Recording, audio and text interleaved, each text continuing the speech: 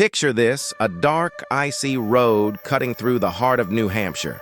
It's February 9th, 2004. The air's so cold it bites, and the only light comes from the faint glow of a car's headlights flickering against the snow. A young woman stands next to her wrecked car, alone. Or so it seems. In less than 10 minutes, she's gone. Vanished. No footprints. No trace. Just a mystery that's haunted us for over 2 decades. This is the story of Maura Murray, and it's one of the creepiest cases you'll ever hear. Maura was 21, a nursing student at UMass Amherst. Smart, driven a runner with a bright future. She grew up in Hanson, Massachusetts, one of 4 kids raised by parents who pushed her to excel. She'd been a standout at West Point before transferring to UMass, chasing a career in nursing. But in the days leading up to that February night, something was off. Maura wasn't herself. She'd crashed her dad's car a few days earlier, racking up thousands in damage.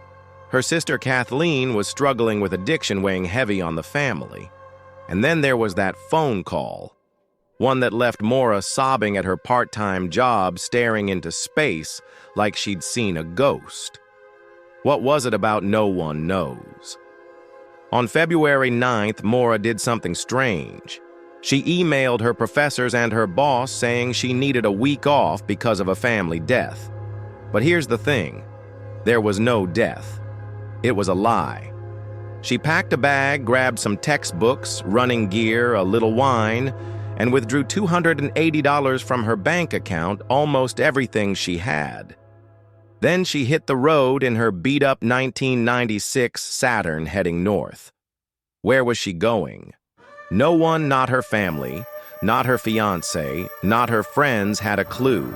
Around 7:27 p.m., Maura's car veered off Route 112 near Woodsville, New Hampshire, a lonely stretch surrounded by dense forest and snow-covered mountains. Her car hit something. The police later said it was a tree, but we'll get to why that's not so clear. A guy named Butch Atwood, a school bus driver, was passing by. He saw Maura standing by her car looking shaken but okay. He asked if she needed help. "I've called AAA," she told him, calm but firm. Butch drove home just a minute away and called the police anyway, because something felt wrong. Here's the chilling part. There was no cell service in that area. Maura couldn't have called AA, so why did she say that? Was she trying to get rid of him? 10 minutes later, the police rolled up. Maura was gone. Her car was still there, locked with a cracked windshield and a busted airbag. Inside, they found her stuff a bottle of wine. Some of it spilled her textbooks, her running clothes. But no phone, no wallet, no keys. The creepiest detail. The snow around the car was untouched. No footprints leading into the woods, no tire tracks, nothing. It's like Maura vanished into thin air. 10 minutes. That's all it took for her to disappear forever. Let's pause for a second. Imagine you're Maura. You're 21, standing on a dark road, your car's wrecked, it's freezing, and you're hours from anyone you know. Would you just walk away? Or was someone else there watching? Waiting? That's what her family believes. Maura's dad, Fred, and her sister, Julie, are convinced she met foul play. They've spent 21 years fighting for answers. This case, often called the first mystery of the internet age, has gripped true crime fans, podcasters, and even the FBI. So what happened to Maura? Let's break it down. One theory is she was taken. The area around Route 112 was rural but not empty. There were houses nearby, and one chilling detail stands out. Police dogs tracked Maura's scent to a spot about 100 yards from her car near a house. And then it stopped, like she got into a car, or was forced into one. There was also a piece of wood found nearby with what looked like blood on it. Was it Maura's? No one could confirm. Her dad once said he believes a local creep saw an opportunity and took her. It's a theory that sends chills down your spine because it's possible. Another idea is that Maura ran away, started a new life. She'd packed a bag, lied about a family emergency, and took cash classic signs of someone planning to disappear. But her family says no way.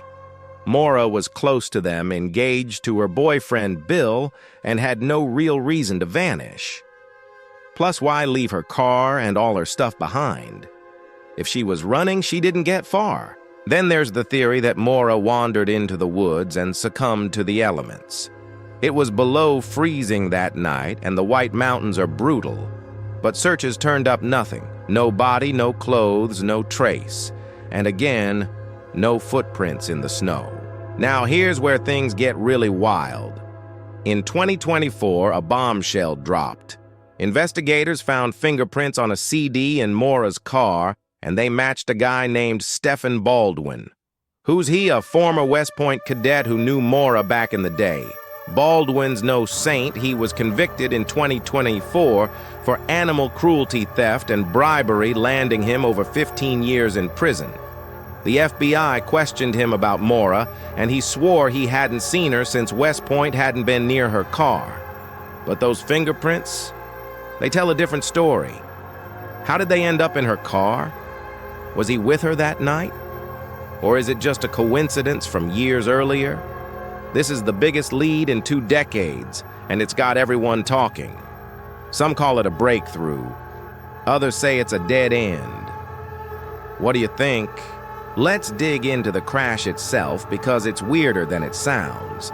In 2024, new court documents came to light, and they raised big questions. The damage to Maura's car didn't line up with hitting a tree. The front end was crumpled, sure, but experts said it looked more like she hit something softer or at a different angle. And the windshield, it was cracked from the inside, like something or someone hit it hard. Was Maura alone in that car? No one can say for sure. That detail alone makes your skin crawl. What happened in those final moments before she vanished? Maura's sister Julie has been fighting to keep her story alive. In 2025, she's still out there running a podcast called Media Pressure, sharing new details and begging for tips. She's got over 280,000 followers on TikTok, posting about Maura trying to cut through the noise of internet sleuths and rumors.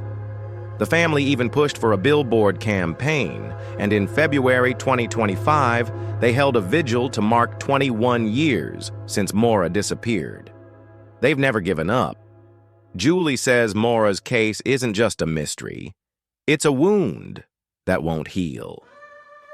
Last year, the FBI released an age-progressed photo of what Maura might look like at 41. It's haunting to see her face older, staring back at you like she's still out there waiting to be found. So, where does that leave us 21 years later? Maura Murray's story is a puzzle with too many missing pieces. Was she running from something, her past, her mistakes? Did she stumble into the wrong person on that lonely road? Or is the truth something we haven't even imagined? One thing's certain. Route 112 holds secrets it's not ready to give up.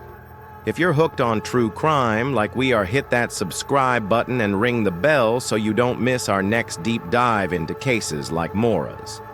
If you have any tips or information about Maura's case, reach out to the New Hampshire Cold Case Unit at 603-271-2663 or visit MauraMurrayMissing.org.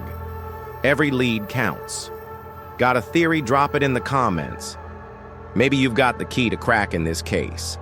And if this story got under your skin like it did mine, share it. Let's keep Maura's name out there, because somewhere someone knows what happened that night.